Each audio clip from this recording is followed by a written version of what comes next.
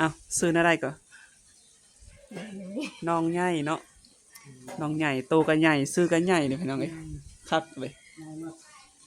ใหญ่เบิดอายุของน้องจักปีบ่ประมาณโอ้19 ปีพอดีเอาผัวเลยเด้ กันลูกสาวอยากได้ผัวนี่แม่ให้เอาอยู่บ่เขาบ่ให้บ่มักอยู่บ่าวไทยนะบ่าวลาวดิแต่ละคืนน่ะมีผู้บ่าวมาลมอยู่บ่บ่มีแท้บ่มักผู้บ่าวรุ่นใดรุ่นเดียวกันหรือว่ารุ่นอ้ายรุ่นใดก็ได้รุ่นใดก็ได้อายุประมาณจักปีรับได้30รับได้บ่ได้สาวใหญ่ค่าดองประมาณเท่าใดอยากได้แต่ว่ามีคนมามักมาแต่งเอาน้อง30,000นะพี่น้องเอ้ย30 ล้านโอ้ประมาณ50,000 บาทนี่แหละพี่น้องเอ้ย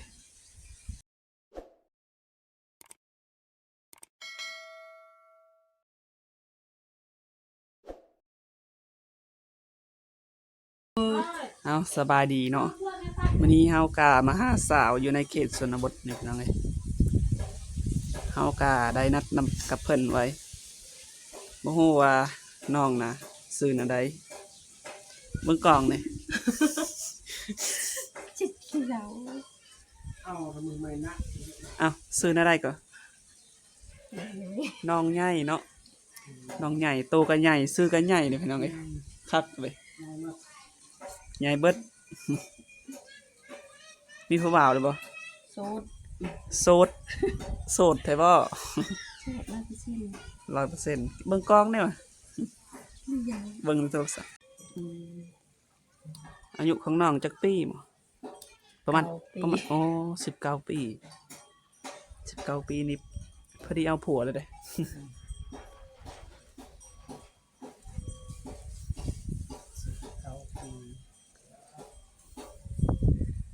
คันลูกสาวอยากได้ผัวนี่แม่ให้เอาอยู่บ่เขาบ่ให้บ่งามนี่พี่น้องสาวใหญ่เอากะมาเฮ็ดคลิปถ่ายคลิปกับน้องครั้งแรกเด้งามตรงปกเลยพี่น้องบ่ได้เลยเป็นแฟนนี่ถือว่าได้บุญเนาะมักอยู่บ่าวไทยนะบ่าวลาวดิ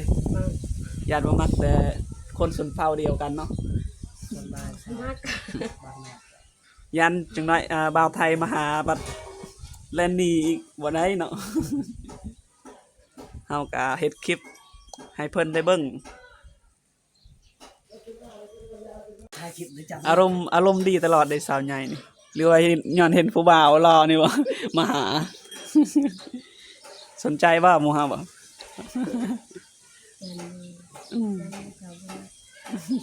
ใจบ่เราคอยสนใจ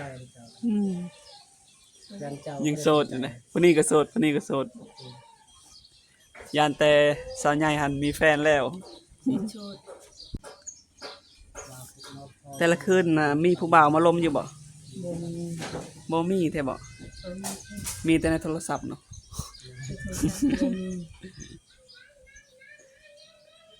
ข้างนอกบ่มีแต่ว่าในโทรศัพท์มันมียานนั้นเนาะ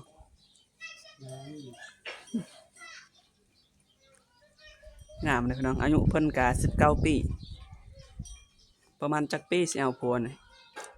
หรือว่าถ้ามีคนมักแม่นเอาเลยบ่เอาเลยสาวใหญ่เพิ่นน่าจะอายกล้องเนาะ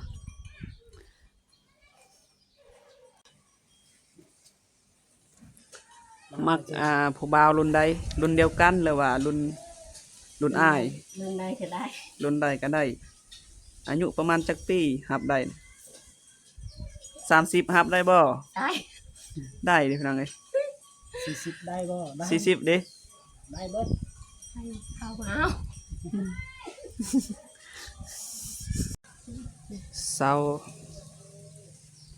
สาวใหญ่ยังโสดอยู่เลยพี่น้องเอ้ยใครสนใจก็ทักมาจีบเลยเนาะซื้อเฟซน้องนั่นใดก็สมุนทาเป็นภาษาลาวเด้อพี่น้องเป็นภาษาลาว นมไทย บ่าวไทยจีบนี่ได้บ่ ได้เนาะ ได้ สิเป็นหยังบ่ได้สมมุติคันมีบ่าวไทยสนใจน้องแหน่ให้เพิ่นให้ไปอยู่นำไปบ่หรือว่าให้เพิ่นมาสาอยู่นี่ ไปอยู่ได้ ไปอยู่ก็ได้เนาะพ่อแม่บ่ได้ห้ายบ่ อ๋อ อ๋อพ่อแม่เพิ่นบ่ได้ห้ายเด้อพี่น้องเอ้ย ปานแต่แต่ ต้นชื่อมือกล่อง สาวใหญ่อายุบ่แม่นอายุก็สาวใหญ่ค่าดองประมาณเท่าใดอยากได้ แต่ว่ามีคนมามักมาแต่งเอาน้อง 30 30,000นะพี่น้องเอ้ย 30 ล้าน 30 ล้าน โอ้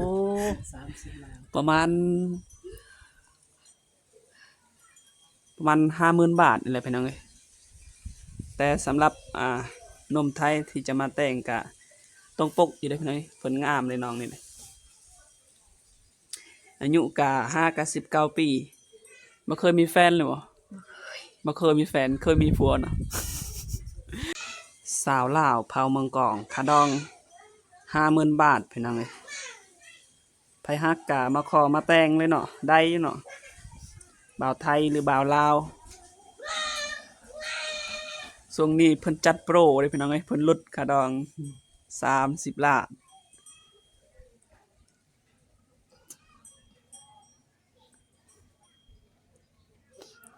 กลายเป็นคนเจ้า สาวใหญ่น้องนี่เคยเข้ามาทายอยู่บ่ประมาณจักเทื่อเลย 3 เกลือ 2-3 เทื่อนี่แหละภายในมาทายน้องก็มีหลายคนอยู่เนาะที่เขามาถ่ายน้อง อีกหลายๆซองยูทูบเบอร์มาถ่ายเฮาก็มาครั้งแรกมื้อนี้พี่น้องเอ้ย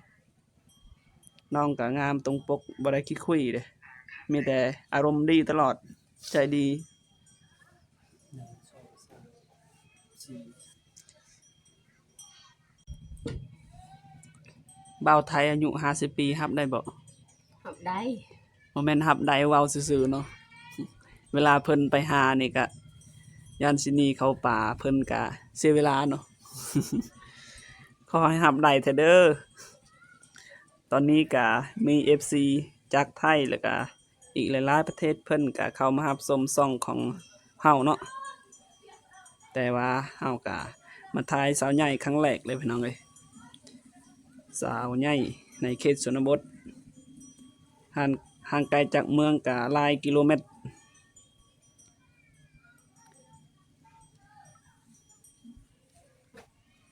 เอาล่ะ โทรศัพท์นี่ เก็บให้น้องแม่ตาย สาวใหญ่บอกว่าเน็ตบ่มีเนาะเน็ตเบิดเฮาก็ได้เติมให้น้อง 50,000 กีบพี่น้องเอ้ยน้องบอกว่าบ่มีเน็ตก็สิเบิดเด้อเนาะบ่ฮู้ว่าเพิ่นลมผู้บ่าวตลอดหรือว่าใดเบิด ถามจังแม่ เอาสำหรับคลิปนี้ก็บ่มีหยังหลายเนาะเฮาก็อีกสิเดินทางต่ออีกหลายๆหมู่บ้านพี่น้องขอขอบใจสาวใหญ่ที่ให้ถ่ายคลิปนำเนาะงามตรงปกพี่น้องเอ้ยสไตล์คือกับลูกผู้ไทยเนาะคนในเมืองเลยคือสิบ่แม่นคนบ้านนอกคนเขตชนบท